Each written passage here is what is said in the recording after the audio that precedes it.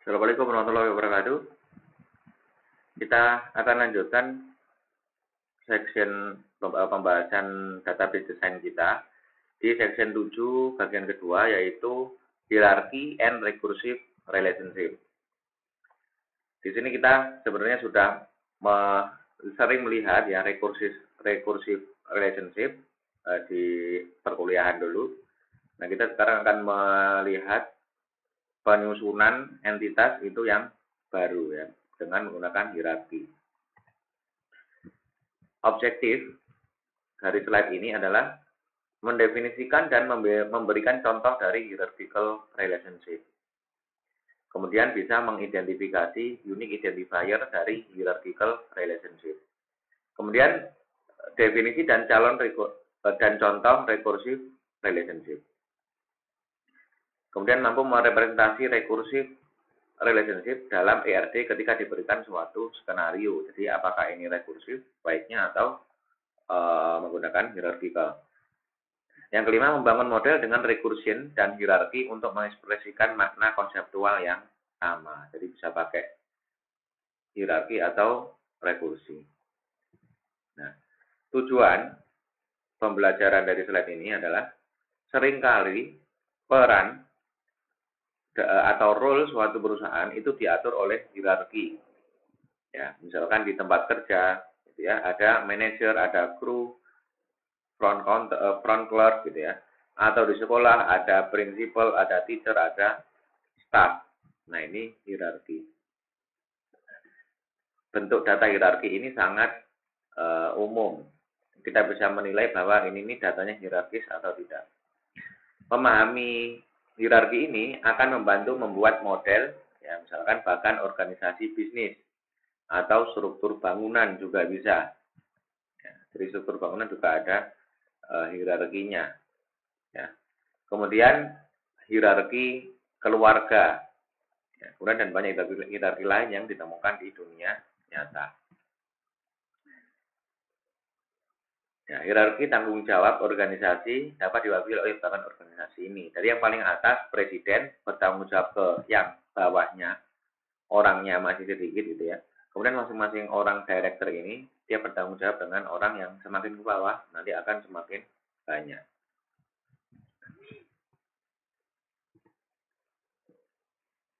Organizational chart dapat diwakili oleh model data ini, gitu ya.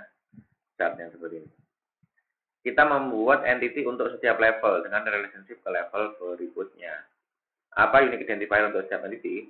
Nah, kita di sini melihat ada presiden berrelasi dengan entitas director dengan kardinalitas one to many. Satu presiden bisa banyak director, satu director bisa banyak manager. Nah, demikian seterusnya ke bawah. Unique identifier untuk setiap entity adalah employee ID. Kenapa? Karena masing-masing presiden, director, manager, dan level employee ini semuanya adalah employee ID. Itu salah satu opsinya adalah unique identifier-nya adalah employee ID. Ya. Tapi di sini ada part relationship. Jadi berbeda lagi dengan yang ini. Kalau ini kan memang keempatnya sama-sama employee ya. Jadi unique identifier-nya bisa jadi employee ID. Ya. Dan juga mungkin ada tambahan secondary employee ID, unique identifier.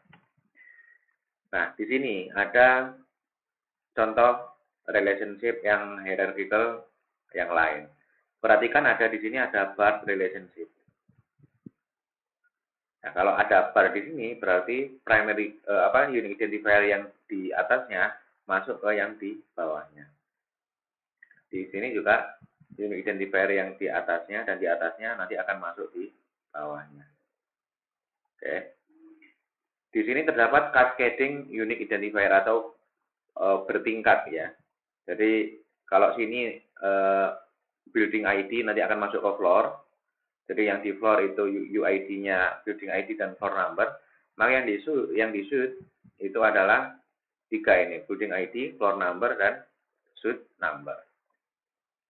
Yang di bawah itu UID-nya adalah building ID, floor number, suite number, dan room ID. Itu adalah cascading unique identifier. Ya. Jadi kita kembali lagi ke model yang pertama, hierarchy versus recursive relationship. Kedua model mewakili seluruh employee. Jadi ini juga mewakili employee, ini juga mewakili employee. Sebelah kiri struktur hierarkis, sebelah kanan dengan recursive relationship. Jadi bisa digambarkan dengan keduanya, tapi tidak artinya kalau sudah hierarchical ya sudah hierarchical saja, nggak perlu gambar yang pakai rekursif. Mana yang menurut Anda lebih baik di antara kedua ini? Nah, setelah ini kita akan bahas positif atau kelebihan dan kekurangan dari hierarki versus rekursif. Tapi diingat-ingat modelnya adalah seperti ini, yang dibandingkan adalah kedua ini. Ya. Jadi di sini ada presiden, direktur, manajer, dan entity level. 4 entitas. Kalau di sini satu entitas saja. Tapi nanti yang membedakan presiden, direktur, manajer, dan entity level itu adalah di jobnya. Jadi jobnya nanti yang berbeda-beda. Ya. Atau manager by. Atau nanti ada manager ID. Ya, siapa yang memanageri siapa. Jadi ingat-ingat dulu bentuk tabelnya yang seperti ini itu ya, itu ada. Kita dulu sudah sering jelaskan bentuknya yang seperti ini. Nah, hierarchy versus recursive relationship. Hierarchical structure lebih eksplisit dan lebih mudah bagi kebanyakan orang untuk memahami karena mereka sangat mirip dengan bagian organisasi. Jadi untuk sebagian orang melihat struktur hierarkis itu lebih mudah dipahami dibanding dengan struktur rekursi. Jadi kalau yang rekursi seperti ini, nanti kita akan membayangkan siapa yang memimpin siapa. Itu kalau nggak tahu bentuk tabelnya atau nggak tahu pengimplementasiannya, kita akan susah dalam membayangkan. Lebih mudah pakai yang ini untuk membayangkan mana yang memimpin mana ya. Itu lebih mudah pakai yang ini. Setiap entity dapat memiliki atribut dan relationship mandatory sendiri. Kalau di hierarki ya, setiap entitas dapat memiliki atribut dan relationship yang dia bisa ditentukan mandatorinya. Ya. Jadi mandatory di relationship-nya itu bisa ditentukan. Opsional atau mandatory. Alih-alih semua atribut dan relationship opsional seperti dalam tipe rekursif. Jadi di rekursif seluruh atribut dan relationship itu dibuat opsional. Nah, nanti ada alasannya. Dengan cara ini, model data Anda benar-benar mencerminkan aturan bisnis. Jadi ingat, yang di hierarki ini atribut dan relationship-nya, kalau digambar seperti ini bisa mandatorinya bisa dibuat masing-masing. Ya.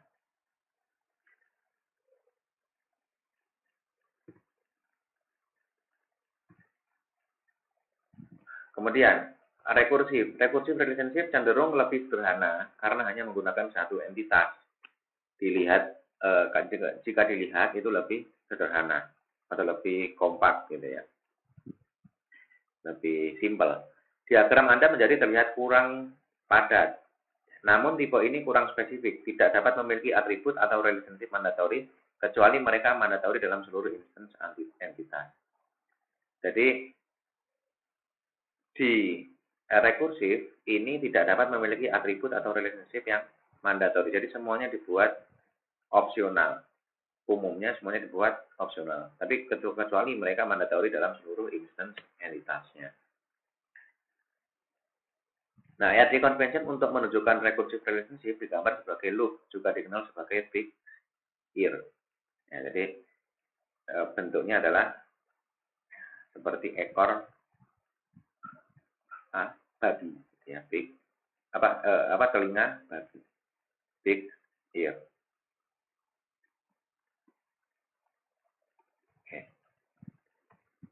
Di sini kita akan coba membandingkan lagi ya.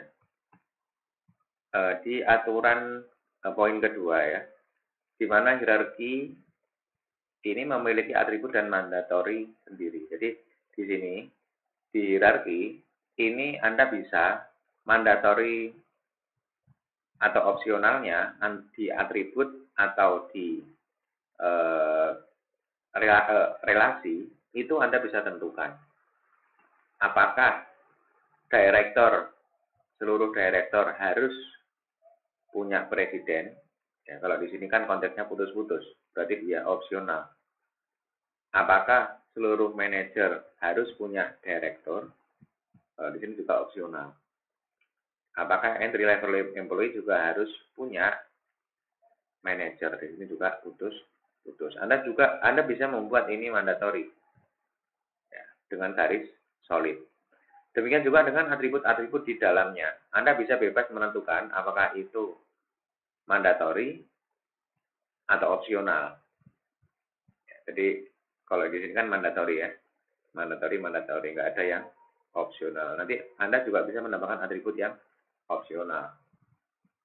Oke. Nah, kalau di rekursif, kenapa kok relasinya itu harus opsional? Karena nanti di tabel satu employee itu kan dia ketika kalau kita bayangkan bertingkat ya. Jadi employee yang misalkan entry level, modelnya dia entry level, tapi digambarkannya pakai yang ini, pakai yang rekursi. Employee entry level itu nanti pasti punya atasan. Atasannya manajer. Ingat digambarkan pakai yang ini ya. Atasannya ID-nya manajer. Nah, atasan ID manajer itu direktur. Atasannya ID direktur itu adalah presiden. Nah, presiden itu kan nggak punya manajer ID. Nah, ketika kolom manajer ID-nya itu boleh atau bisa kosong, seperti punya presiden kan manajer ID-nya nanti kosong. Nah, itu digambar pakai opsionalitasnya di sini adalah opsional karena dia bukan mandatori. Kalau mandatori berarti presiden juga harus punya presiden. Nah, nantinya siapa presiden? Siapa atasannya? Presiden harus punya atasan presiden gitu ya.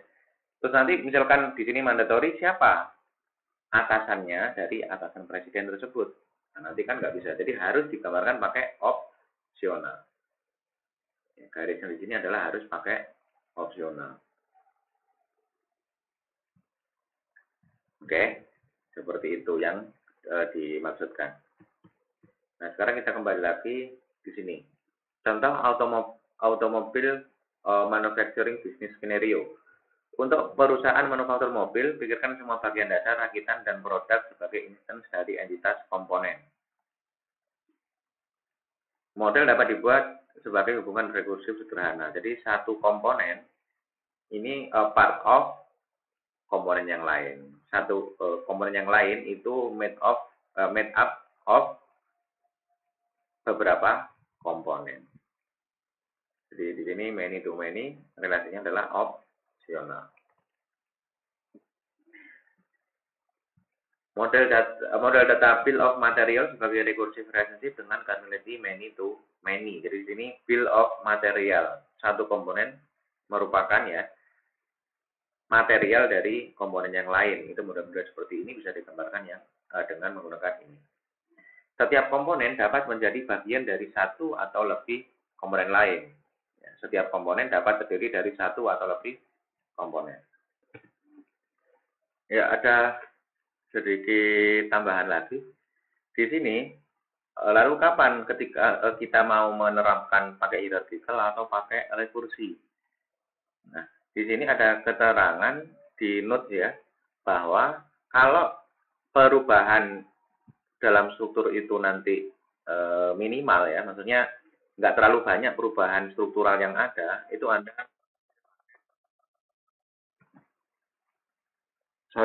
saya lanjutkan. Kalau perubahan strukturalnya nanti nggak banyak ya. Jadi di sini presiden, direktur, manajer, entry ini memang susunannya seperti ini dan baku ya, tidak kemungkinan kecil berubah. Nah, maka Anda boleh pakai hierarchical atau juga lebih terstruktur ya, menggunakan hierarchical. Nah, kalau nanti perubahannya dinamis, misalkan nanti di tengah-tengah ada struktur yang lain, ya, misalkan di antara direktur dan manajer ini ada struktur yang lain. Nah, itu kalau pakai hierarchical itu kan nanti akan merubah tabel atau skema relasi tabel lagi kan ya. Nah, nanti kalau model karena untuk yang kemungkinan perubahannya banyak, Anda pakai yang rekursi. Oke, mungkin segitu dulu penjelasan dari saya di pembahasan ini. Ya, Anda sudah memahami ya poin-poin dari apa yang dijelaskan di slide ini.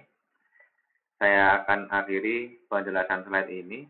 Kita akan lanjutkan di part-part yang berikutnya. Saya akhiri. Assalamualaikum warahmatullahi wabarakatuh.